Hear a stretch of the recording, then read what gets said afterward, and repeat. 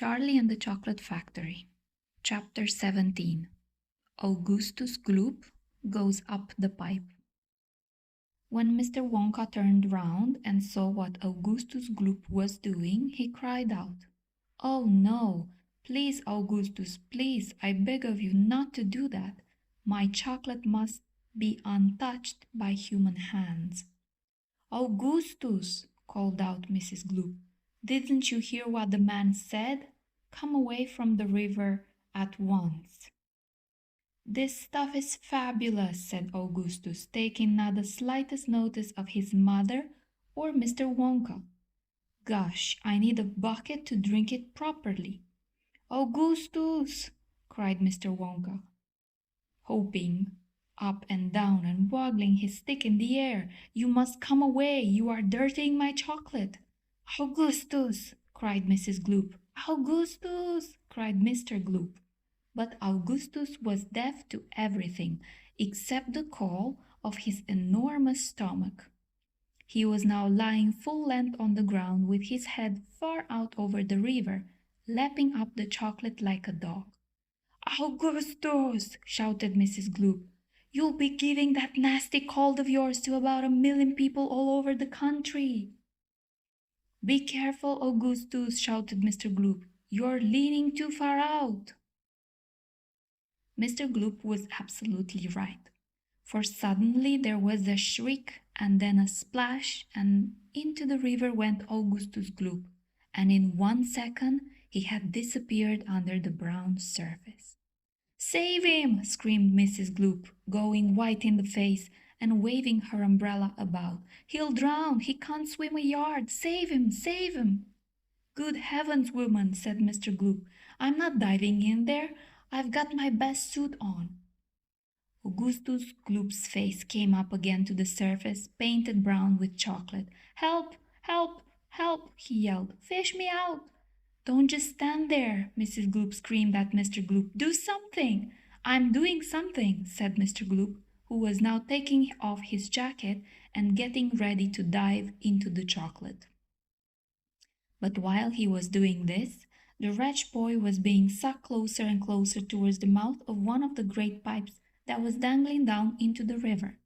Then, all at once, the powerful suction took hold of him completely, and he was pulled under the surface and then into the mouth of the pipe. The crowd on the river bank waited breathlessly to see where he would come out.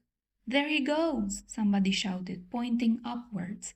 And sure enough, because the pipe was made of glass, Augustus Gloop could be clearly seen shooting up inside it, head first, like a torpedo.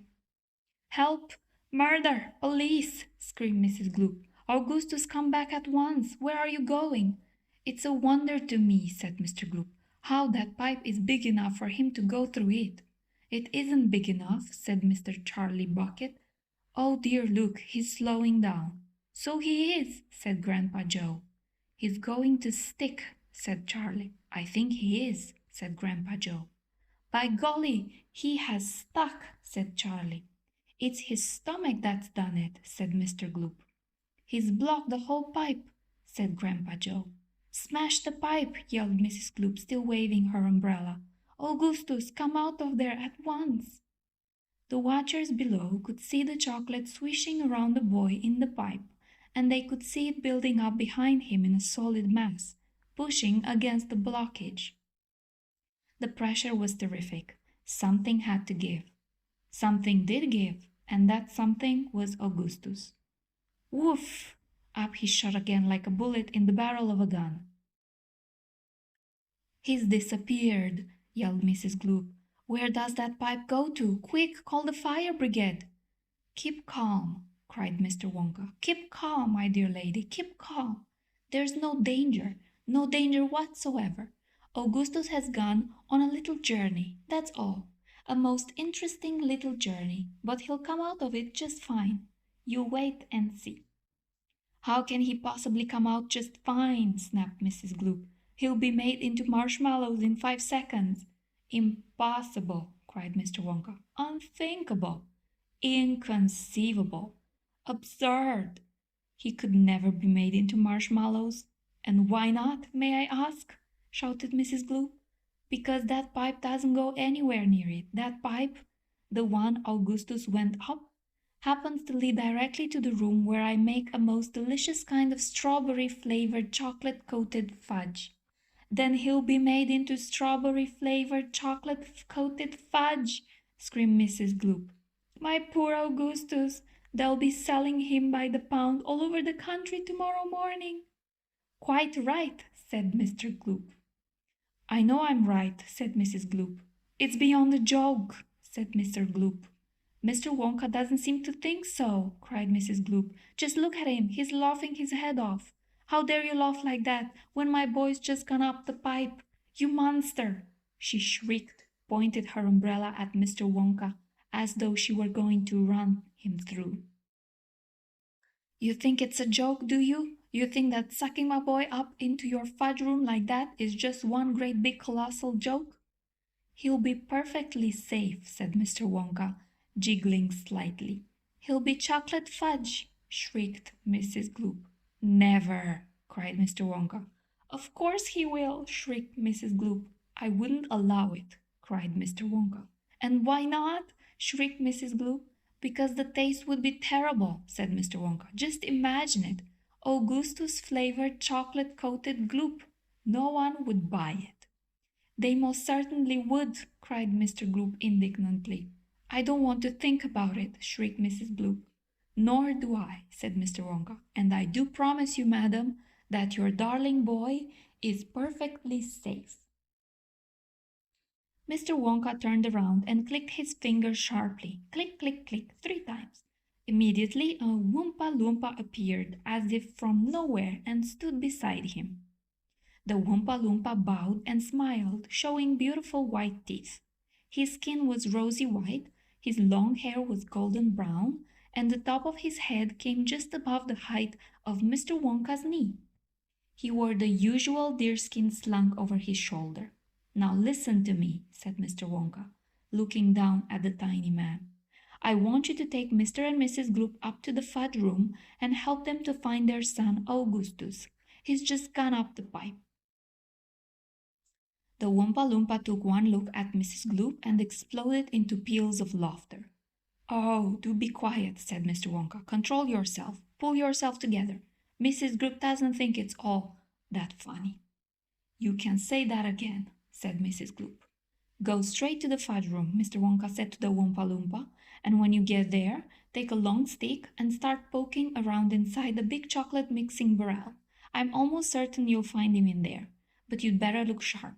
You'll have to hurry. If you leave him in the chocolate mixing barrel too long, he's liable to get poured out into the fudge boiler, and that really would be a disaster, wouldn't it? My fudge would become quite uneatable." Mrs. Gloop let out a shriek of fury. "I'm joking," said Mr. Wonka, jiggling madly behind his beard. "I didn't mean it. Forgive me. I'm so sorry. Goodbye, Mrs. Gloop and Mr. Gloop. Goodbye. I'll see you later."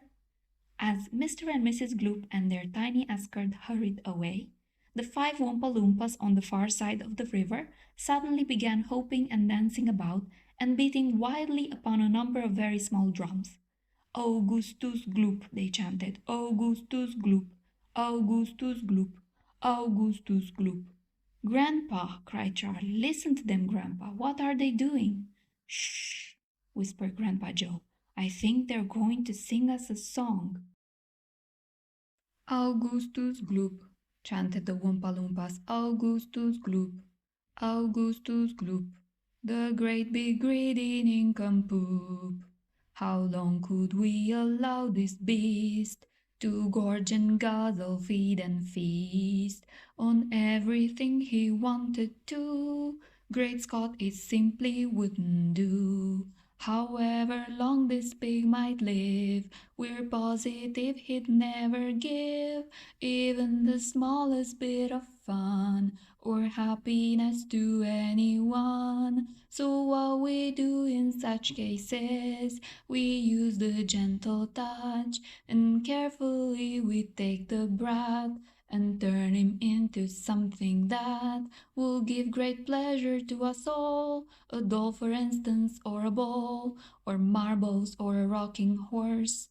But this revolting boy, of course, was so unutterably vile, so greedy, full, and infantile, he left the most disgusting taste inside our mouths, and so in haste we chose a thing that, come what may, would take the nasty taste away. Come on, we cried, the time is ripe to send him shooting up the pipe. He has to go, it has to be, and very soon he's going to see, inside the room to which he's gone, some funny things are going on. But don't, dear children, be alarmed. Augustus Gloop will not be harmed, although of course we must admit he will be altered quite a bit.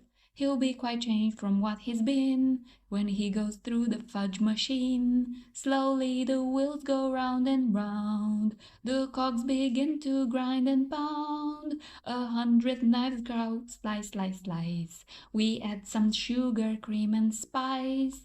We boil him for a minute more until we're absolutely sure that all the greed and all the gall is boiled away for once and all. Then out he comes, and now by grace, miracle has taken place. This boy who only just before was loathed by men from shore to shore, this greedy brute, this louse's ear, is loved by people everywhere. For who could hate or bear a grudge against a luscious bit of fudge? I told you they loved singing, cried Mr. Wonka. Aren't they delightful? Aren't they charming? But you mustn't believe a word they said. It's all nonsense, every bit of it. Are the Wumpa Loompas really joking, Grandpa? Asked Charlie. Of course they're joking, answered Grandpa Joe. They must be joking. At least, I hope they're joking. Don't you?